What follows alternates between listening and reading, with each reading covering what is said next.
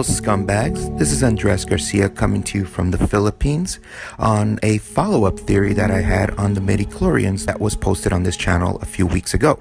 My Midi-chlorian theory in a nutshell basically says that a being with a high Midi-chlorian count, when they encounter another being of equal or higher Midi-chlorian count, their cells start to awaken, so thus awakening their force powers. It explained why there is not that many force users in the universe, and also explains the power jumps that Rey and Luke showed in their respective trainings. In this follow-up theory, I hope to explain why Obi-Wan, Yoda, and Luke have now gone off the grid, and also try to explain Force ghosts as displayed by both Obi-Wan and Yoda, and Vader at the end. I also want to explain why Obi-Wan became very weak with his fight and Vader, and that what we think we saw was not actually his death, but it was more him transitioning to a Force ghost. After the events of Episode 3, Obi-Wan Kenobi confines himself to the hills of Tatooine. He then becomes known as the local hermit, Ben Kenobi. The word hermit in itself indicates that he is a person who lives completely by himself.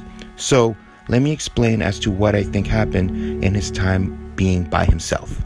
The planet Tatooine, where Obi-Wan confined himself, is a desert planet, right, where life is very scarce. There's pockets of life here throughout the planet. What actually makes this very interesting is that in my MIDI theory, I mentioned that since Midi-chlorians are all over, right, and the more that Force users are exposed to them, the more their powers grow. Now, if a Force user is not exposed to any life at all, it is fair to say that their powers are going to decrease as their internal Midi-chlorian cells become dormant. This is exactly what happened to Obi-Wan. After so much inactivity of not being around life, his cells became dormant. So when his eventual fight with Vader, the first thing Vader was able to sense is that your powers have grown weak, old man. Whereas Vader's Midi-chlorians have been nurtured because he has spent his time around stormtroopers, he has spent his time going around other planets, and he has spent his time around a very highly active Force user, Emperor Palpatine. Right before Darth Vader delivers the killing blow to Obi-Wan, breaking Luke's heart, Obi-Wan doesn't exactly defend himself. Obi-Wan sees Luke, looks at Vader, and sort of puts up his lightsaber in a way of defeat. What is interesting about this is that it looks like he's doing more of a ritual. Now, it is my belief that Obi-Wan, being re-exposed to Anakin's, Vader's highly active Midi-chlorians, Luke's awakening Midi-chlorians, all the life that he probably has not been around for who knows how long, actually how long Luke's been alive, and of course Leia. So being around all that might have finally been able to give him that boost that he knows that to turn into a Force ghost, or rather sacrifice himself and every cell in his body to be a Force ghost. Thus the idea why there's nothing left of him. The reason again that there is nothing left of Obi-Wan is because it takes every one of his cells to be able to do the change, if you want to call it that, or return to the Force, so that he can be a Force ghost, that imprint of himself. Now, we also see this in Yoda. Yoda, right when he's about to die, he starts telling Luke everything, all these different things that I don't want to get into the story about, right? But again, Yoda disappears. It is my belief again that Yoda actually sacrificed all his cells in his body, knowing that his physical body cannot go anymore.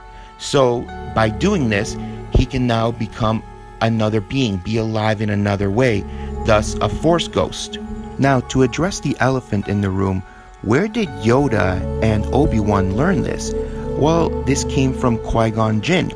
Now, you're probably saying to yourself, Qui-Gon Jinn is dead and he never taught any of this. Well, my answer is, if you remember at the end of Episode 3, Yoda tells Obi-Wan that he has been in contact with his old master and that he has ways of being able to come back from the dead or contact from the dead.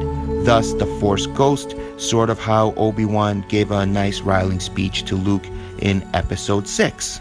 That still does not answer the question, where did they learn how to do this? Well, to answer this question is the same answer I have for you as to why they became into self-exile.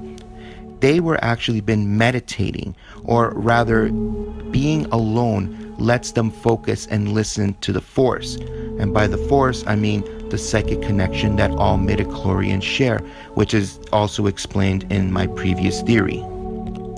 In their isolation, they are able to communicate with former Jedis. In this case, the one I'm referring to would be Qui-Gon Jinn, and learn the ability to transfer themselves into a Force ghost. This also helps explain why Vader at the end was able to turn back into Anakin and join his buddies Obi-Wan and Yoda in saying goodbye to Luke as Force ghosts. When Vader died, his body did not disappear much like Obi-Wan and Yoda.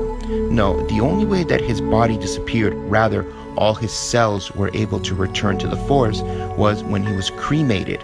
After his cremation, and there was only ashes left of him, well, basically nothing, right? That finally freed enough of his body to return to the Force, enough of his power, enough of his cells. Now, Anakin has always been exceptional at the Force. He is a Force savant. So, in returning to the Force, his midi-chlorians would have been able to talk to Yoda and Obi-Wan, thus learning the ability to return back as a Force ghost. So, where does this leave old Luke Skywalker at the end of Episode 7? Well, Episode 7 says that Luke Skywalker was searching for the first Jedi Temple. It is my belief that the first Jedi Temple has artifacts much like the Force Tree, which is a great source of midi-chlorians. And also, this first Jedi Temple, or where he is surrounded by oceans, grass, everything else that supports life. So it's not like Luke Skywalker's powers are going to diminish. What I believe is happening is that Luke Skywalker might be meditating, silencing himself so that he can hear from the Force, learn from the Force. This also explains kind of why the old Jedi Knights went to these places, so that they can silence themselves. And with such a high volume of concentration in these Jedi temples, they can communicate with other Force users, thus learning more knowledge.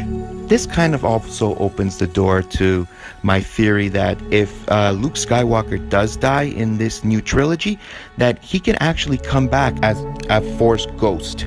I hope you all enjoyed this theory made exclusively for Rebel Scum Podcast. This is Andres Garcia, and I encourage any kind of comments, questions below. Have yourself all a great day, and goodbye from the Philippines. Hey scumbags, thanks for watching. Don't forget to give us a thumbs up on our video. As always, please subscribe to our YouTube channel, Rebel Scum Podcast, for all the latest videos.